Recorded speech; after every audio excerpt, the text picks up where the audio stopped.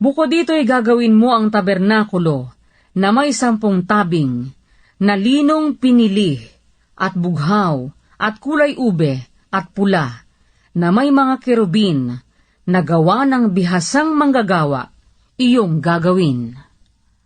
Ang magiging haba ng bawat tabing ay 28 siko, at ang luwang ng bawat tabing ay 4 na siko. Lahat ng tabing ay magkakaroon ng isang kasukatan.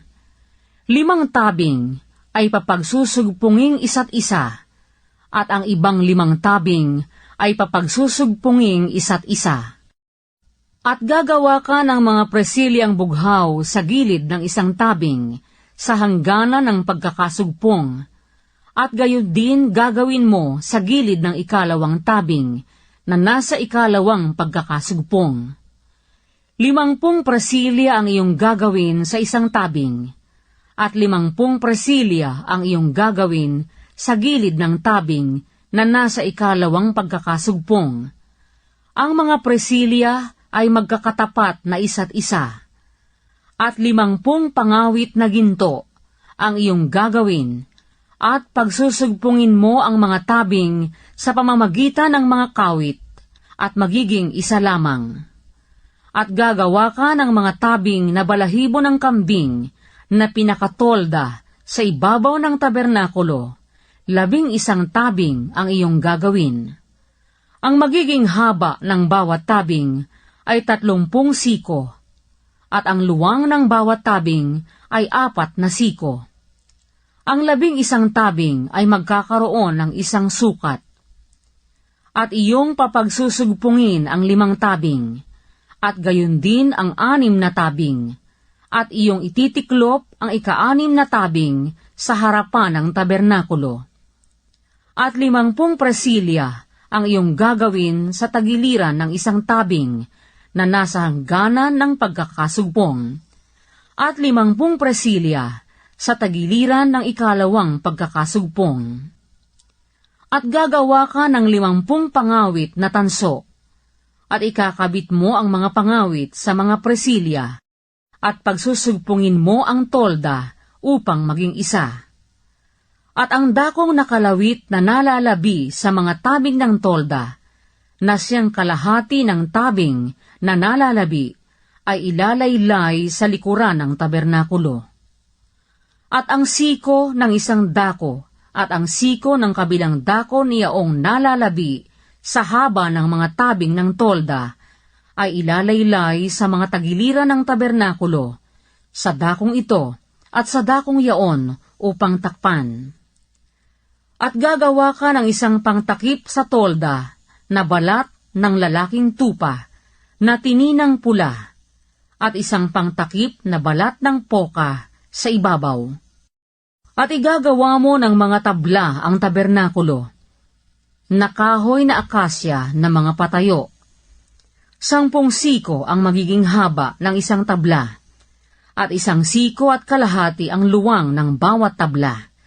2 mitsa magkakaroon ang bawat tabla, na nagkakasugpong na isa't isa. Ang gagawin mo sa lahat ng tabla ng tabernakulo.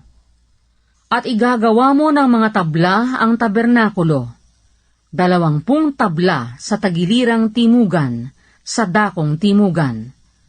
At gagawa ka ng 40 tungtungang pilak, upang ilagay sa ilalim ng 20 tabla. 2 tungtungan sa bawat tabla, na ukol sa kaniyang 2 mitsa, at 2 tungtungan sa ilalim ng ibang tabla, na ukol sa kaniyang 2 mitsa. At sa 2 tagiliran ng tabernakulo, sa dakong hilagaan ay 20 tabla, at ang kanilang 40 tungtungang pilak, 2 tungtungan sa ilalim ng isang tabla, at 2 tungtungan sa ilalim ng kabilang tabla. At sa dakong hulihan ng tabernakulo, sa dakong kalunuran, ay igagawa mo ng 6 na tabla.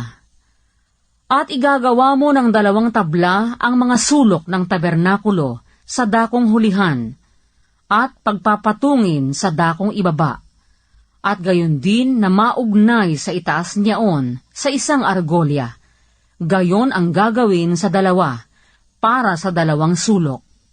At magkakaroon ng 8 tabla, at ang kanilang mga tungtungang pilak ay 16 na tungtungan, 2 tungtungan sa ilalim ng isang tabla, at 2 tungtungan sa ilalim ng kabilang tabla.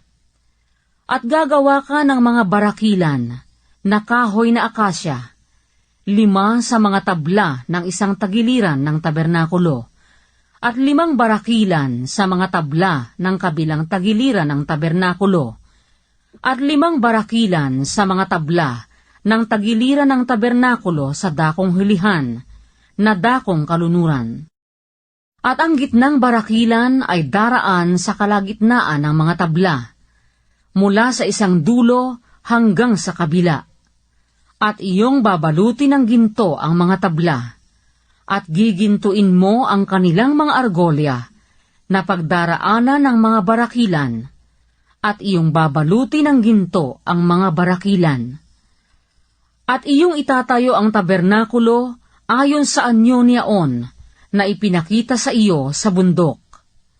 At gagawa ka ng isang lambong na bughaw at kulay ube, at pula, at linong pinili, na may mga kerubing mainam ang pagkayari. At iyong isasampay sa 4 na haliging akasya na balot ng ginto, na pati ng kanilang mga pang-ipit ay ginturin, na nakapatong sa ibabaw ng 4 na tungtungang pilak.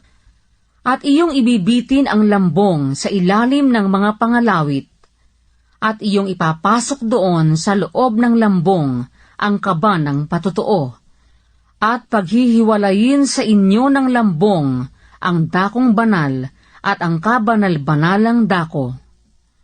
At iyong ilalagay ang luklukan ng awa sa ibabaw ng kaba ng patutuo sa kabanal-banalang dako, at iyong ilalagay ang dulang sa labas ng lambong, at ang kandelero ay sa tapat ng dulang sa tagiliran ng tabernakulo sa dakong timugan, at ang dulang ay ilalagay mo sa dakong hilagaan.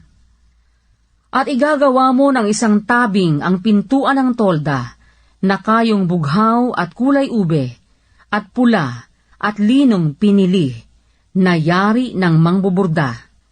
At igagawa mo ang tabing ng 5 haliging akasya, at babalutin mo ng ginto, na ang sima ng mga yaon ay ginturin, at ipagbububo mo ng 5 tungtungan.